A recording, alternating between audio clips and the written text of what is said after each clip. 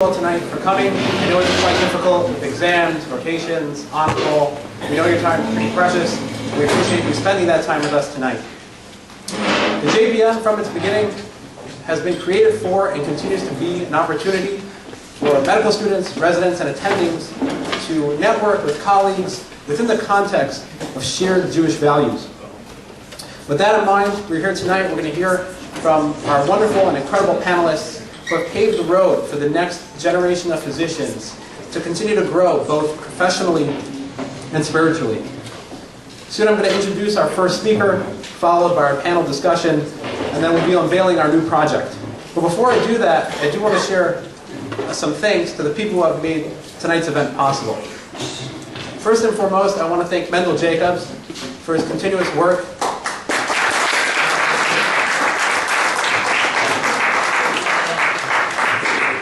Mendel is the backbone of the Jewish Physicians Network, and without him, we wouldn't have an organization and we wouldn't be here tonight.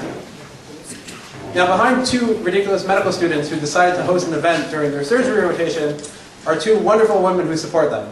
And I want to take this opportunity to thank both my wife and Mrs. Jacobs for their tremendous sacrifice, allowing us to continue to work on the JPN and build our community. I want to thank Rabbi Krupka and Touro University for once again hosting us and providing this venue as they did last year and continuously working on all our projects. And I want to give a special thank you to Rabbi Sprung. Rabbi Sprung, you've served as a wonderful mentor, you've given us guidance, and just infused all our projects with so much more value. We appreciate all your hard work and dedication. It's been a true honor to work with you. And most importantly, we appreciate the opportunity you've created by developing the base medrash and allowing students to grow spiritually and excel while they're going through this difficult profession. And most importantly, we want to thank you for being the true host of tonight's event.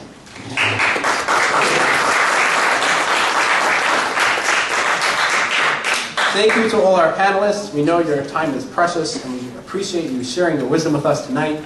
We'll introduce each one of you as we move on to our panel. But before we do, we're going to hear a few words from Dr. Friedman, CEO of CHEMED Health. Dr. Friedman received his medical training in Johannesburg, South Africa, practiced public health in South Africa, England, and Israel. In Israel, he served as chief medical administrator of a community health center.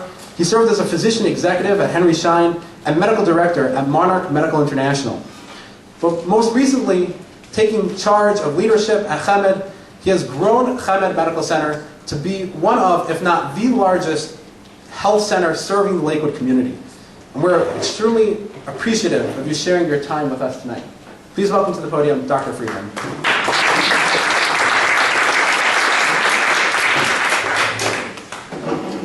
Thank you very much for having me. I appreciate it. Thank you all for taking the time to listen. Just put your hands up when you're ready for me to move on and you want to get to the panel. I'll know that it's time for me to step aside. So I wasn't really sure what exactly I was supposed to speak about. I was told to speak a little bit about my life and how I got to where I am and what I'm doing. So I hope you're going to enjoy going on a journey of my life, and we're going to start kind of at the beginning and move forward. So I started off in South Africa and went to England and Israel and to the US.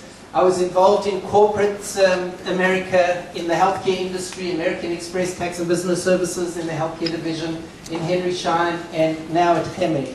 So let's go through this journey a little bit together. Okay, so we can't start with South Africa without talking about apartheid South Africa. Everybody familiar with apartheid South Africa? Okay, well, you may be familiar with it, but it's one thing to be familiar with it, it's another thing to live through it. I actually experienced it on the inside, and I really got to understand what apartheid meant by being a medical student and a physician in South Africa. It's very different to go through that and to be exposed to the realities of apartheid versus living in a white-only area, getting all the privileges of life, and being able to go through life like that. So, we lived in a time, I grew up in a time when there were white-only areas, and it was actually forbidden to, for example, if you went to a public park, there were about 7 benches for whites only, one bench for blacks. If you sat on the wrong bench, you got arrested. If you were black, if you were white, you were kindly asked to move over to the correct bench. And that's kind of the existence that we had. But that actually spilled very much over into healthcare as well. And South Africa was a very big dichotomy. Tin shanty housing, very common in South Africa in the black areas. That was the type of housing that they lived in if they were lucky enough to have that type of housing, versus very obviously upscale housing in white areas. Okay, anybody familiar with Robben Island? Excellent. Okay, we've got one smart person here. Anybody familiar with Alcatraz? Yes? Okay, we've got a few people who know about Alcatraz. So, Robben Island was our version of Alcatraz, a prison that was actually off the coast of Cape Town. You can see how beautiful it actually is, but it actually was a prison that Nelson Mandela was put in. In fact, you can see this is Nelson Mandela actually going back to visit his cell, the cell that he was actually in. I was actually on a tour of Robben Island, and this was actually his cell that Nelson Mandela was kept in. All of this spilled over into healthcare. So in healthcare, we actually had what they called European and non-European hospitals, so it was black and white hospitals. In fact, in South Africa, they managed to have black, white, and colored population. Colored population was those who came of a marriage of a black and a white, so they got a separate designation, and they actually got their own hospitals. And everybody was, was mandated to get health care within the hospital that they kind of were classified to fit into. This is the hospital where I worked at, Baragwanath Hospital, and it looked pretty much like a war zone the whole time, no matter what was going on. It's actually the third largest hospital in the world, 3,200 beds, and it really is phenomenal. I'm not going to read through all of this, but it actually is really a very large entity. It had all of the latest equipment, just not enough of it. So, when MRIs came out, we certainly got an MRI in Baragwanath, but we got one for the third biggest hospital in the country, versus the white hospital, which had a very small population they were servicing, who had probably about 3 MRIs. So it was very difficult to actually treat your patients. The wards actually, they were huge. It was an old military base, and we had 3 categories of patients. The incredibly sick patient was actually in a bed. The less sick patient was in a chair next to that bed, and the third patient was on a pull-out little tiny thin mattress, and they were allowed to sleep on that at night, and during the day who knows what they did, but they had to be active because they didn't have way to sit or lie in a bed.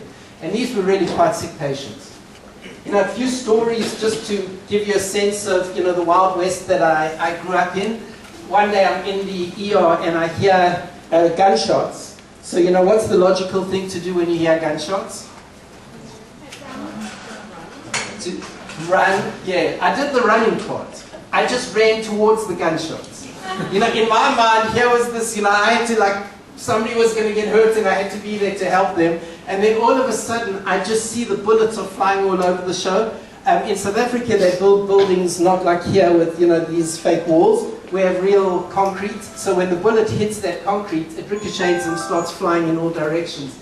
And what it was is the police chasing some robbers in the ER and shooting at them in the ER with bullets flying all around. It's really, I don't think you'd see that, you'd have that experience here.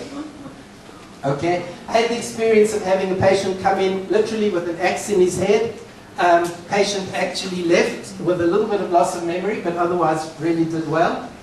And actually had a gunshot aorta. The patient actually made it into the ER. Didn't survive, but actually gunshot through the aorta, but made it in.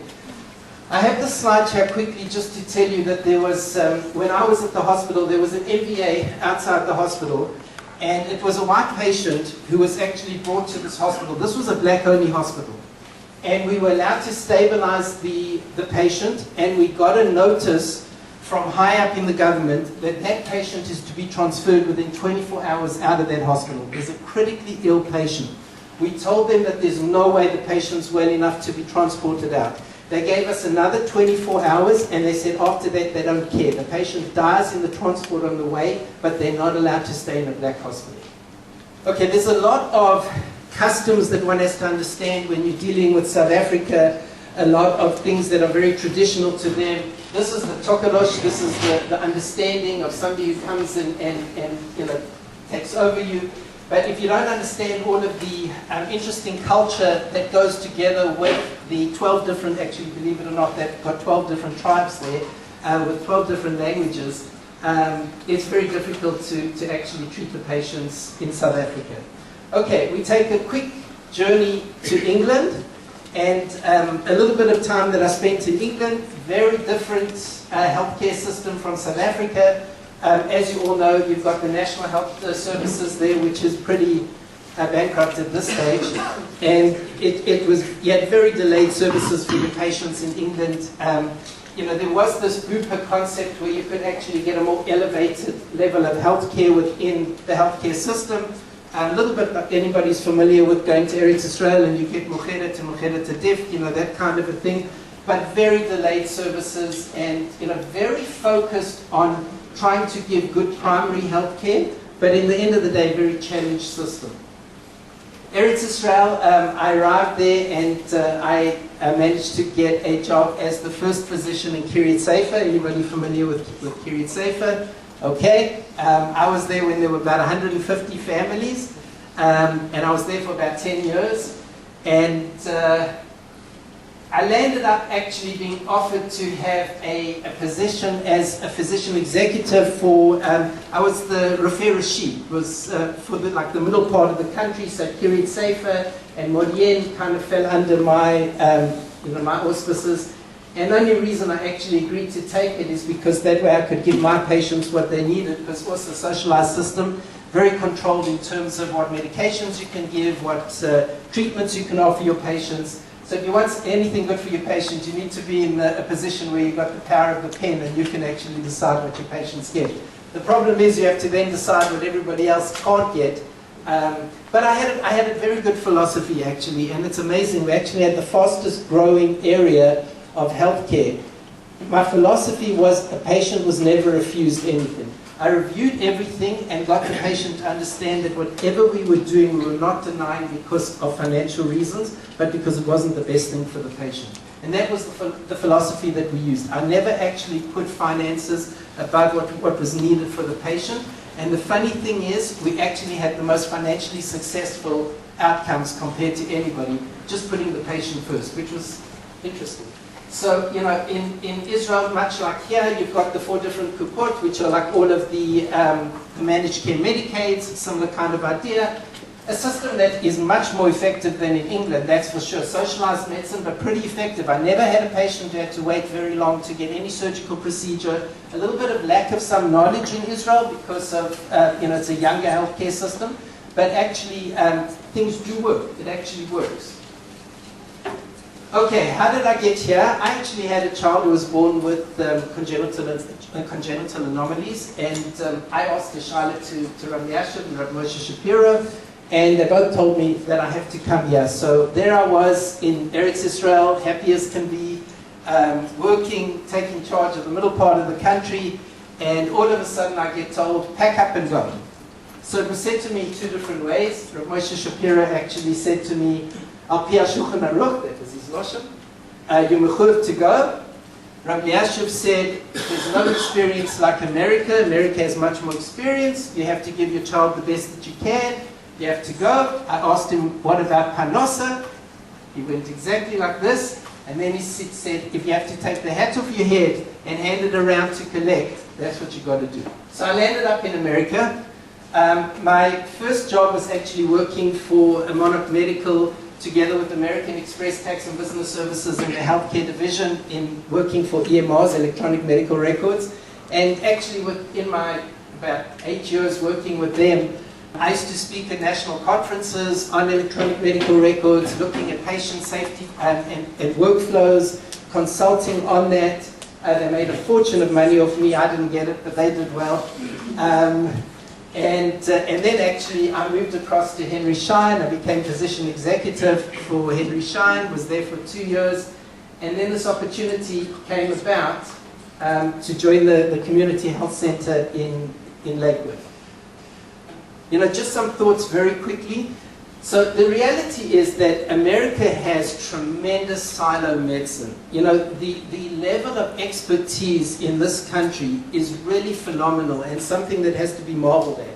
You know, places like Mayo Clinic and, you know, some of the New York hospitals and some of the expertise that exists are really phenomenal.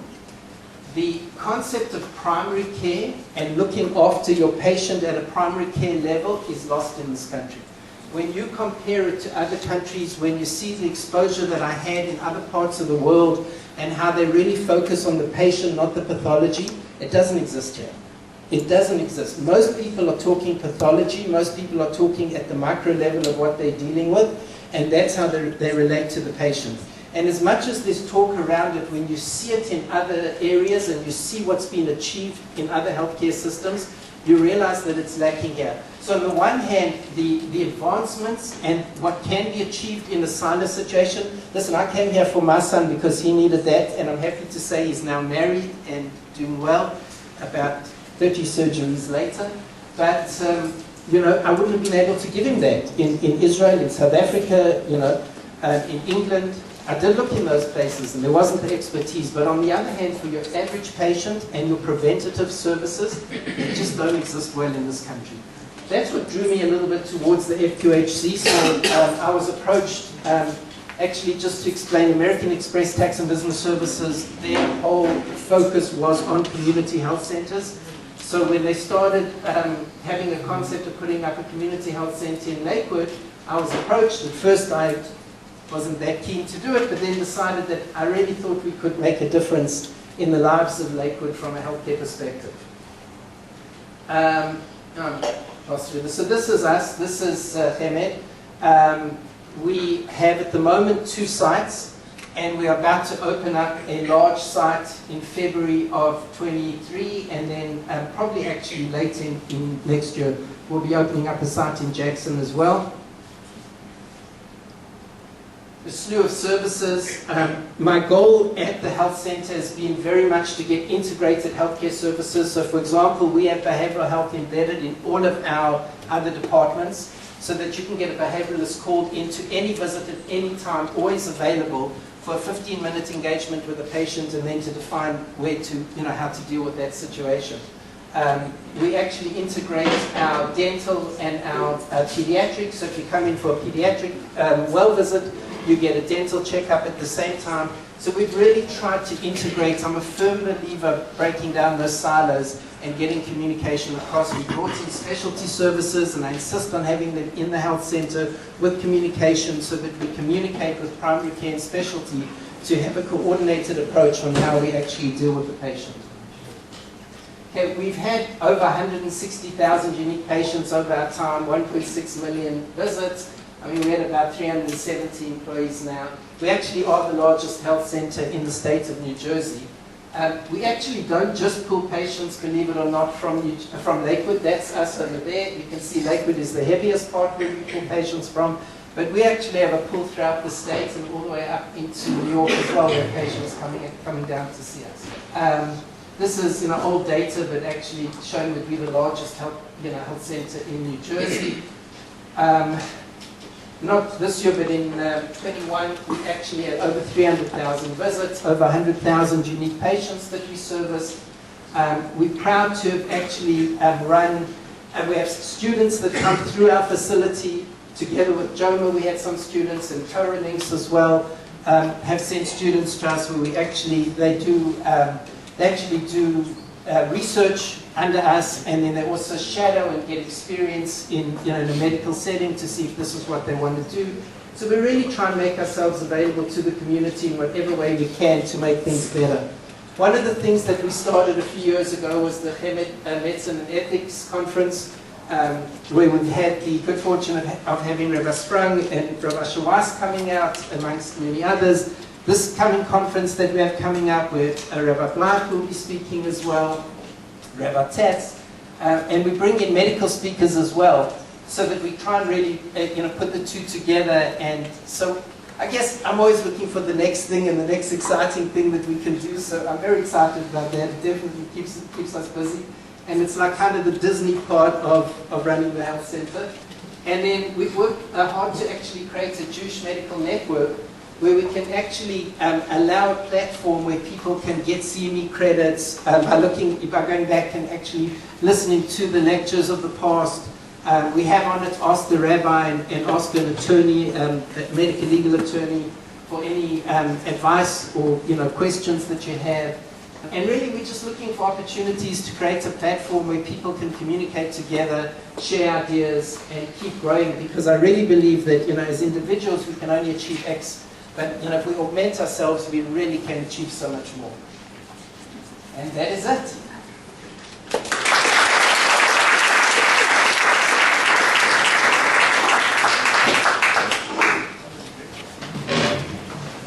Thank you, Dr. Friedman, for sharing your fascinating life journey